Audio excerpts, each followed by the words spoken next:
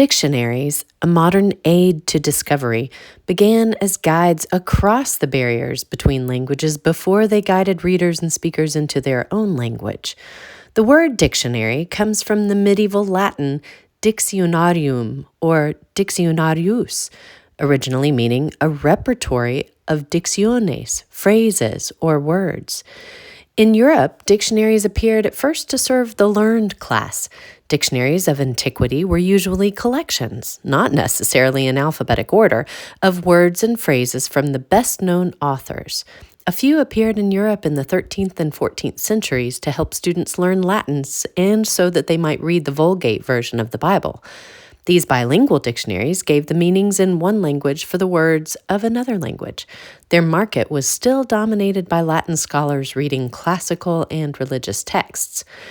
The first, most successful, and most influential of the early printed dictionaries was a voluminous Latin-Italian dictionary by an Augustinian monk, Ambrogio Calepino, circa 1440 to 1510, published in Reggio di Calabria in 1502.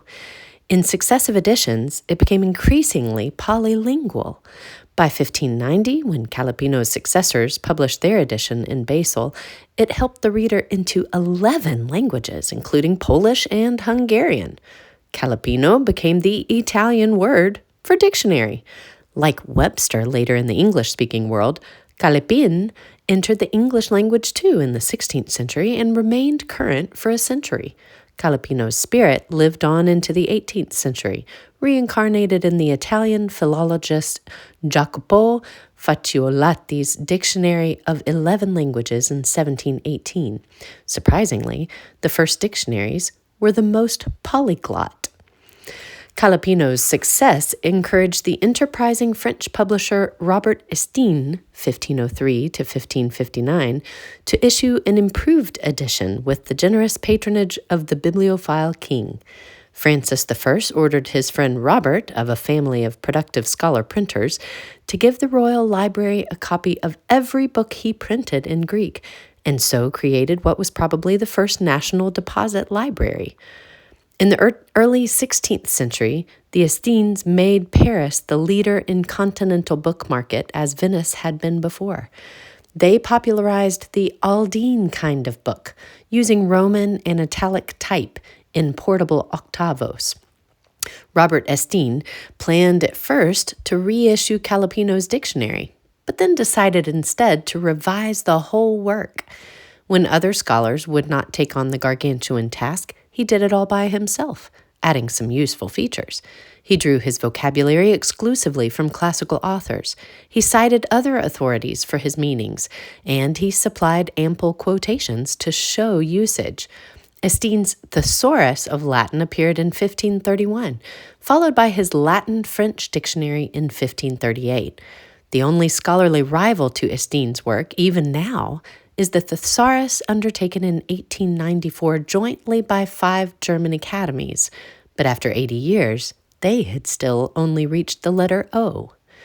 Besides pioneering in scientific lexicography, Robert Estienne helped the literate classes in Europe discover the linguistic wealth hidden in their own vernaculars.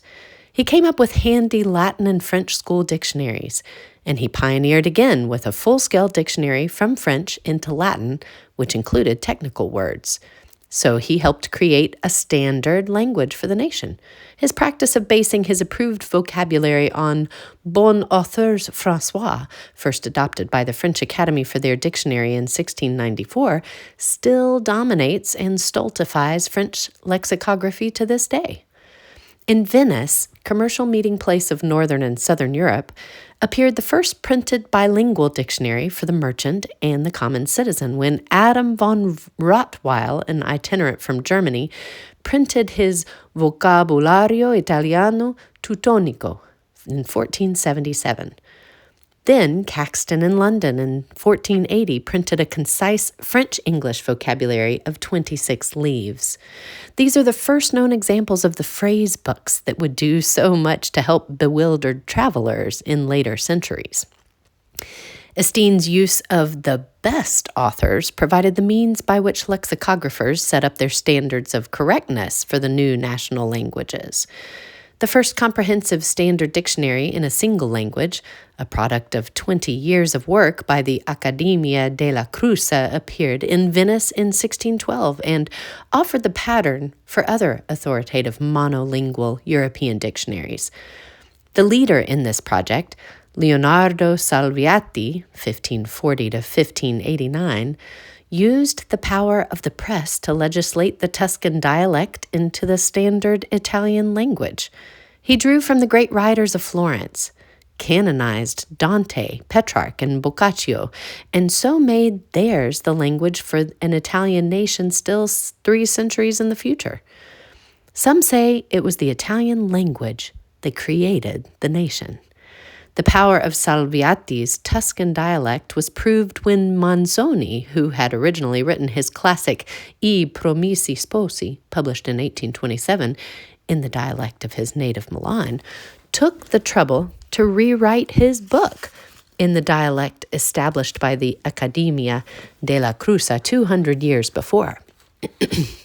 Elsewhere, too, in the Dictionary of the Spanish Academy from 1726 to 39, and in Dr. Johnson's dictionary in 1755, lexicographers helped establish standard national languages by their choice of examples. These dictionaries, of course, helped natives as well as foreigners discover the growing resource of vernacular vocabularies. Standard English was established empirically and by individuals, by contrast with the product elsewhere of state-supported academies. Since the early English Protestants wanted to help ordinary readers understand the Bible in English, the mainstream of English lexicography, as Alan Walker Reed explains, flowed from the lists of words collected to help the devout. One of the first such lists was appended to William Tyndale's English translation of the Pentateuch in 1530. At the same time, schoolmasters and spelling reformers wanted to bring some uniformity into the, quote, disorders and confusions of English spelling, which, they complained, had made any usable dictionary or grammar of the language impossible. Quote, a dictionary and grammar, one of them optimistically boasted in the late 16th century, may stay our speech in a perfect use forever, end of quote. The example of England showed how general enlightenment could come with widespread literacy in a language shared by millions.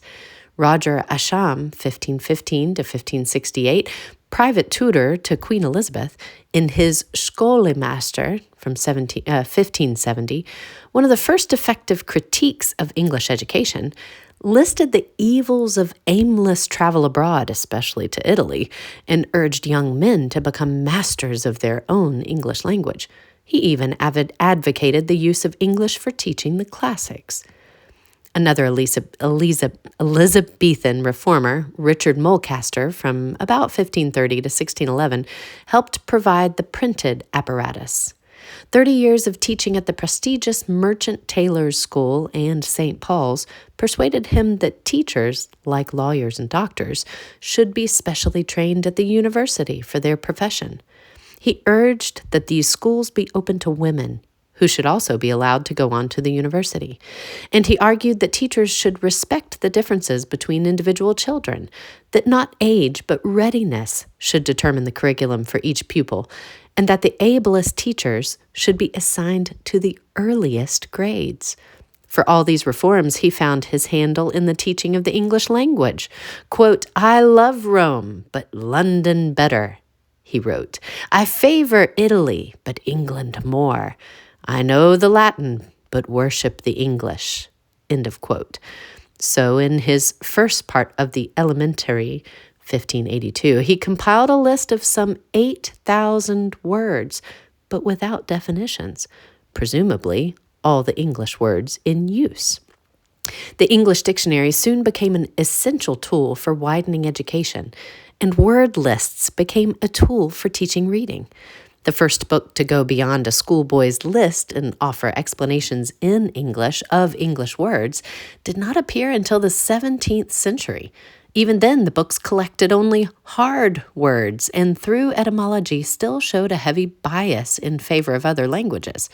Such was the first purely English dictionary by Robert and Thomas Caudry, schoolmaster father and son, entitled A Table Alphabetical Containing and Teaching the True Writing and Understanding of Hard Usual English Words Borrowed from the Hebrew, Greek, Latin, or French, etc., in 1604. The primitive efforts at comprehensive dictionaries for the adult reader were made not by earnest schoolmasters, but by hobbyists or hacks. The most notorious of these was by John Milton's nephew and protege, Edward Phillips, 1630 to about 1696, whose work of, quote, of doubtful originality, little merit, and great popularity, end of quote, appeared under the prophetic title, The New World of English Words, in 1658. Only after the appearance of professional lexicographers, for whom dictionary making became a career, were there respectable dictionaries surveying the whole stock of words in the language. The printing press had made this career possible. A New English Dictionary, 1702, the first such English dictionary aimed at everybody, was by John Kersey the Younger, the first full-time professional English lexicographer. After Caxton printed the first English book, none of the new national languages flourished more than English. This happened, of course, without the benefit of a comprehensive or authoritative dictionary. Not until the mid-18th century was there an adequate dictionary of the whole English language. Then Dr. Johnson's dictionary spectacularly demonstrated the power of dictionaries. His work was remarkable not only for its quality and its sudden authority, but as a monument of literary heroism. 5 London booksellers signed a contract with the little-known Dr. Johnson in 1746 to compile for them a dictionary of the English language, which he hoped to complete in 3 years. He enlisted the help of 6 part-time amanuenses who laboriously copied out illustrative quotations indicated by Dr. Johnson in the best English authors. Johnson himself wrote definitions for 43,500 words, below which these slips of quotations were pasted. Quote, "The English dictionary," he explained in the preface, "was written with little assistance of the learned, and without any patronage of the great, not in the soft obscurities of retirement or under the shelter of academic bowers, but amidst inconvenience and distraction, in sickness and in sorrow." End of quote. Though plagued by ill health and stricken by the death of his wife, he produced the work in 2 volumes on June 14th, 1755, just 8.5 years after he had begun. He legislated standard English into existence by the power of a printed dictionary, and incidentally provided an unprecedented aid for all explorers of English literature. And that concludes part 2 of chapter 68.